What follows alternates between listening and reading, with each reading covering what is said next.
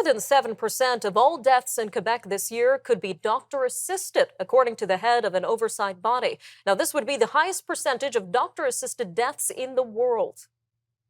Dr. Michel says that he is worried that Quebecers have stopped perceiving MAID as an exceptional procedure, which is only for people with incurable illnesses whose suffering is unbearable. Now, he fears that doctors are being pressured by patients who want to die but who don't qualify under the strict rules of MAID. Well, joining us now to discuss the rise of MAID in Quebec is Dr. Michel himself, chair of the Commission on End-of-Life Care. Dr. thank you again for your time today. Merci, maybe thank you for the invitation. So what are some of the current stipulations around access to MAID in Canada? Who qualifies and just how easily accessible is it, sir? Well, the law is clear across Canada. You have to have a very severe disease, unbearable suffering, and be in declined condition that is irreversible. And each province it is more or less easy access. Some public institutions, are not allowing MAID to occur in their institution, but most of them are open to MAID. And in Quebec, it is all public institutions must offer MAID if requested. And as you've highlighted, Quebec is on track to having the highest number of doctor-assisted deaths in the world. But how do these MAID figures from Quebec compare to other jurisdictions in Canada? In Quebec, it is comparable to British Columbia, close one to the other, but it is twice the number of Ontario per population, and it does vary from a province to the other. And what was found to be the root cause of this increase in doctor-assisted deaths in Quebec in particular, sir? Well, in Quebec, there was a 10-year debate before the law was adopted in 2014. And the consensus was universal. 90% of the population wanted MAID, and this is years ago.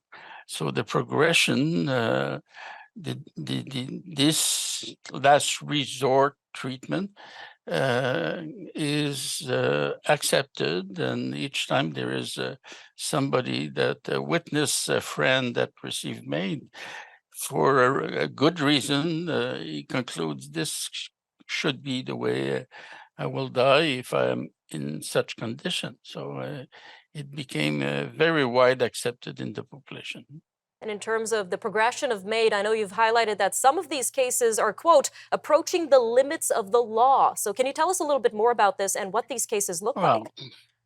Each time you have a barrier, you have people pushing to bypass the barrier. This is natural. And MAID is not so easy. We're not in the criteria is sometimes in the gray zone. For instance, what is a severe disease? It does vary from a person to the other. What is unbearable pain? What is severe decline?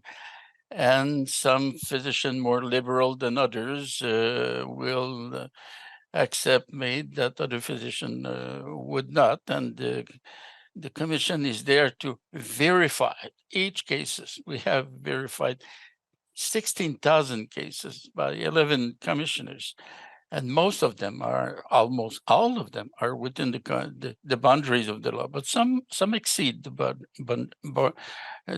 boundaries of the law.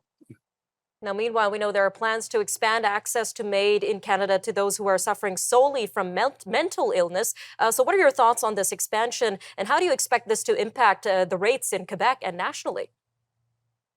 Well, nationally, it seems to be, I'm not saying the population accept it, but the